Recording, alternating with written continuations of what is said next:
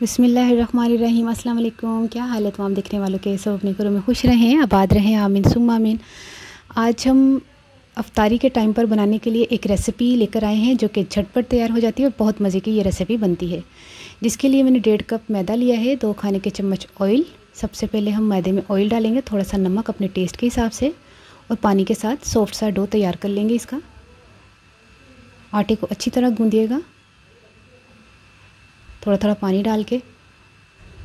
जैसे ही आटा गूंद लिया जाए, इसको हम थोड़ा रेस्ट करने के लिए रख देंगे और बाकी की चीज़ों की तरफ चलते हैं। अंडे 2 अदद लिए हैं, हाफ़ कप हमने चॉप्ड प्याज लिया है, 2 से 3 हरी मिर्चें बारीक कटी हुई, हरी मिर्चें और हरा धनिया थोड़ा सा। इन तमाम चीज़ों को, चारों चीज़ों को हमने 2 अंडों में मिक्स किया है। ये देखिए, आटे को हम फिर थोड़ा सा सेट कर लेते हैं और इसके छोटे छोटे पेड़े बना लेते हैं। ये देखिए, छोटे छोटे हमने पेड़े बनाने हैं। जैसे ही पेड़े तैयार कर लें हम, तो कढ़ाई में ऑयल डाल देते हैं गर्म करने के लिए, क्योंकि हमने जब अमेज़ा इसमें डालना है ना, जो हम रोटी बेलेंगे, तो वो एकदम से हमने फ्राई के लिए डालना है, ताकि वो अमेज़ा जो है वो रोटी से बाहर जो है वो आता है, तो उससे वो गर्म ऑयल में जाते के साथ ही वो बिल्कुल सेट हो जाता है। ये देखें, पतली सी रोटी हमने बेल लेनी है और जो अंडों का अमेज़ा तैयार करके हमने रखा हुआ था वो इस पर डाल दें, तकरीबन 2 खाने के चम्मच के करीब। अगर आप चाहें तो रोटी बड़ी भी बेल सकते हैं और फिर ये बड़ी तैयार होगी। मैंने ज़रा छोटे साइज़ की बनाई है। ये देखें, और इसकी टेंशन नहीं लीजिएगा कि अमेज़ा जो है वो बाहर आ रहा है तो वो मतलब सेट नहीं होगा, नहीं हो जाएगा। थोड़ा सा पानी लगा लेते हैं।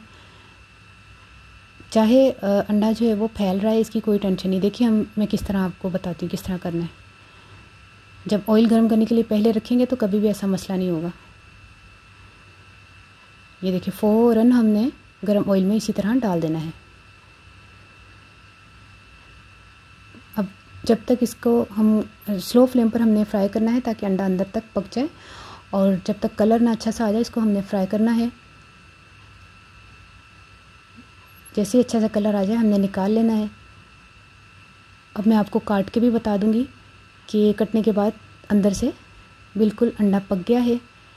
अब ये गर्म है, हाथ नहीं लगाया जा रहा मुझसे, इसलिए थोड़ा आराम आराम से काट रही हूँ। ये देखिए, करीब से एक ज़बरदस्त सी एक रेसिपी है। केचप के साथ खाएं, ग्रीन चटनी के साथ खाएं, या वैसे ही आप खाएं। और रमज़ान के महीने में अफ्तार के टाइम पर अगर आप बनाना चाहते हैं तो इस वक्त बना लें। और अगर आप शाम की चाय के साथ, जैसे अगर रमज़ान नहीं है, या बच्चों को लंच बॉक्स में देने के लिए, ये बहुत ही ज़बरदस्त झटपट तैयार होने वाली एक रेसिपी बच्चों को तो बहुत ही पसंद आएगी। और तैयार करके ट्राई करके मुझे ज़रूर बताइएगा आपको ये रेसिपी कैसी लगी। अपनी दुआ में ज़रूर याद रख लीजिएगा। ओके, अल्लाह हाफिज़।